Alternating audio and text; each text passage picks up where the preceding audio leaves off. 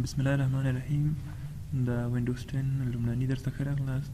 مخکې له دې چې د وینډوز په اړه خبرې وکړو، اول تاسو باید چې د کمپیوټر په اساساتو پوه شئ چې کمپیوټر څه شی ده، ډیټا څه ته وایي، ولې کمپیوټر دومره زیات اهمیت لري.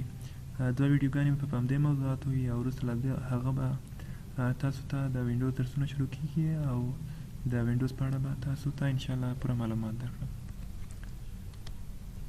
اول کمپیوټر څه شی ده؟ کمپیوټر یو الکترونیکی وسیله ده.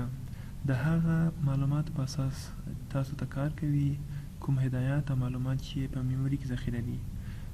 تاسو څخه ډیټا راخلي، پروسس کوي او بیرته تاسو ته نتیجه درکوي. تاسو کولی شئ چې نتیجه خپل د آینده لپاره ذخیره کړئ. نو کمپیوټر څه شی سو؟ کمپیوټر الکترونیکی وسیله سوه، یعنی بدون له برقه تاسو لپاره کار نه کوي. د کوم معلومات په اساس کار کوي؟ هغه معلومات چې په دې کې ذخیره دي. مخکې له مخکې کمپیوټر کې هدایات ذخیره کیږي، بیا د هغه په اساس باندې تاسو ته کمپیوټر کار کوي. ستاسو څخه معلومات راخلي، تاسو ته نتیجه درکوي او تاسو نتیجه یې کولی شئ چې ځان سره د آینده لپاره هم وساتئ. خپل کمپیوټر له کمپیوټر څخه اخیستل شوی. کمپیوټر معنی څه شی ده؟ ټو کالکولیټ یا محاسبه کول. او د کمپیوټر اصلي د جوړښت هدف یې هم دا و چې داسې یو ماشین حساب جوړ شي چې وخت کم ونیسي او ډېر ژر موږ ته څو عملیې ترسره کړي. او د کمپیوټر د جوړښت اصلي هدف دا و چې ماشین حساب رامنځته کړي. او وروسته له هغه په هغه کې کم کمې نورې برخې هم اضافه شوې او تر څو چې کمپیوټر اوسني عصر سره برابر شو. بل ډیټا څه ته وایي؟ ډیټا اصلا له ډیټوم څخه اخیستل شوی چې معنی د سمثینګ ګیون، یو څه شی ورکول شوی. یعنی تاسو کوم معلومات چې کمپیوټر ته ورکوئ هغه ته ډیټا وایي. بیا وروسته له هغه چې په هغه باندې څو عملیې ترسره شوې هغه ته انفارمیشن وایي. مثلا تاسو راځئ په اکسل کې معلومات لیکئ، نومان لیکئ، سمیع، کریم، احمد، ادرسونه لیکئ، بادشان، تر څو چې د ټول مکمل برخې پوره سوي نه وي هغه ته ډیټا وایي. او کله چې ټول عملیې ترسره شي، معلومات مکمل مینینګ فول حالت ته تبدیل شي، هغه ته موږ څه شی وایو؟ انفارمیشن. ډیټا په څو ډوله ده؟ په څلور ډوله ده. اول ټکسټوال ډیټا ده. ټکسټوال ډیټا څه ته وایي؟ هغه ډیټا ده چې د ټکسټ په شکل وي، د الفبا په شکل، د الفبې په شکل وي، هغه ته ټکسټوال ډیټا وایي. الفابیټک ډیټا دا په ټکسټوال ډیټا په درې برخو تقسیم شوی. اول الفابیټک ډیټا. الفابیټک ډیټا هغه ډیټا ده چې د A تر Z پورې یا د الف تر B او دغه ته الفابیټک ډیټا وایي. په دې کې به عدد نه شاملي، خاص به څه شی وي؟ حروف وي.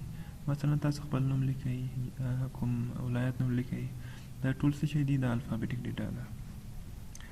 بل څه شی دی؟ نومریک ډیټا. نومریک ډیټا دې ته وایي چې په هغه کې خاص عدد فرق نه کوي چې تاسو پښتو لیکئ، په انګلیش لیکئ، هر فارمټ چې لیکئ، خو شرط یې دا ده چې په هغه کې نه خالص عدد باید شامل وي.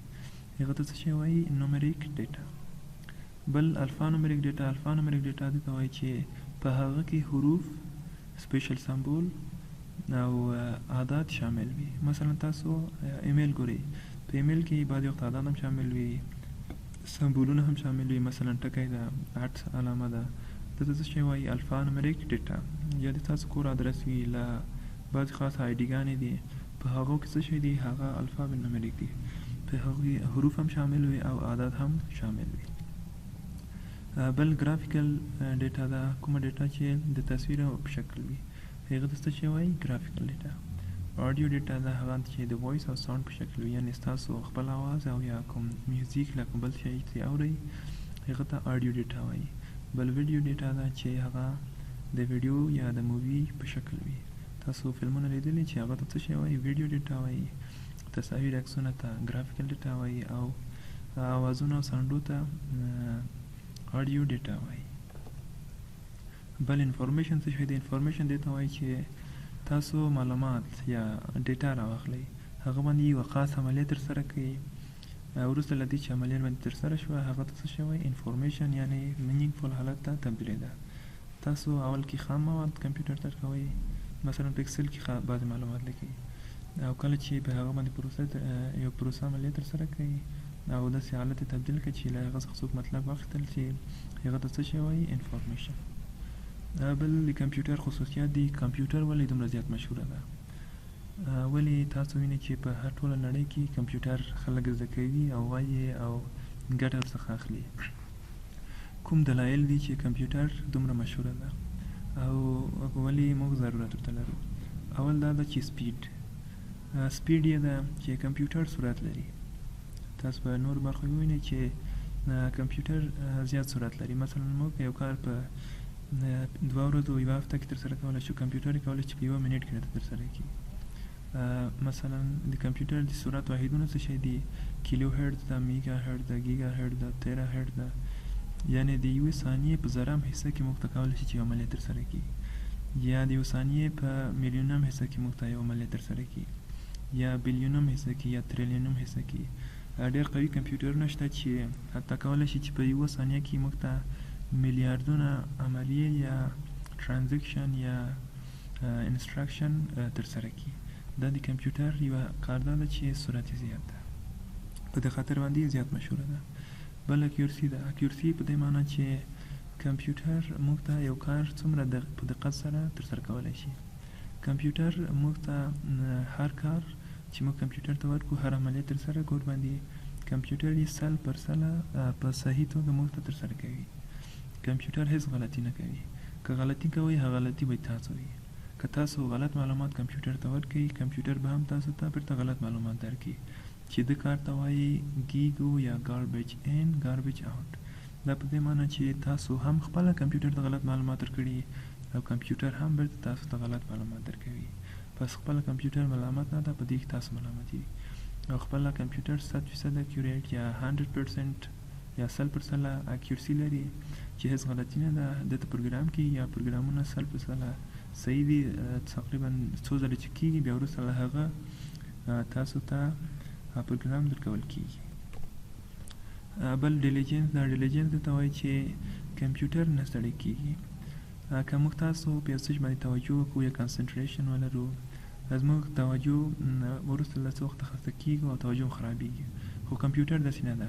کمپیوټر ډیلیجنس لري، سپیډ هم نه کمیږي او ډېر په دقت سره یو کار موږ ته بدون له دې چې ستړی شي ترسره کوي. تاسو خپل کمپیوټر ته فکر مه کوئ، شاید تاسو کمپیوټر باید ستړی شي، ځکه چې تاسو کمپیوټر ضعیف ده او تاسو غټ کارونه باندې کوئ. که کمپیوټر مو قوي وي، تاسو که یوه هفته یوه میاشت هم کار باندې وکړئ، هیڅ په صورت به هم هیڅ تاثیر نه شي. بل وراثتل ده. وراثتل دته وایي چې کمپیوټر موږ ته کولی شي چې خپله وراثتل یعنې هر کاره ده.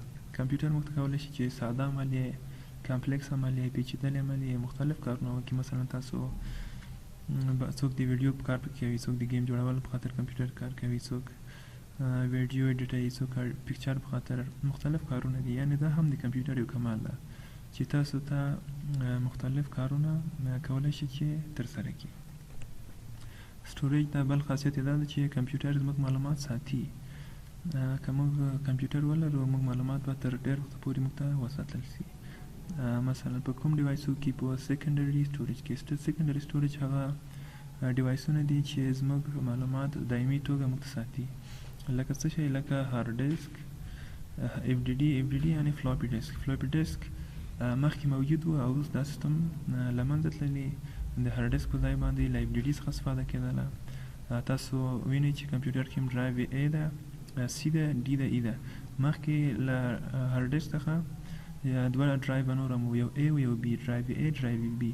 هغه فلاپي ډیسک و، هغه له منځه ولاړو. د هغه په ځای باندې هارد ډیسک رامنځته شو او په هارد ډیسک کې بیا له سی څخه شروع شو. اوس هم همدا سیستم روان ده چې له سی څخه شروع کېږي او د هارد ډیسک معلومات نوم یې له سی څخه شروع کېږي. بل سی ډي ده، کمپاکټ ډیسک ده. په دې کې موږ معلومات ساتلی شو. میموري کارت دا نور برخې هم دي چې په دې کې موږ خپل معلومات دایمي توګه د آیندې لپاره ساتلی شو.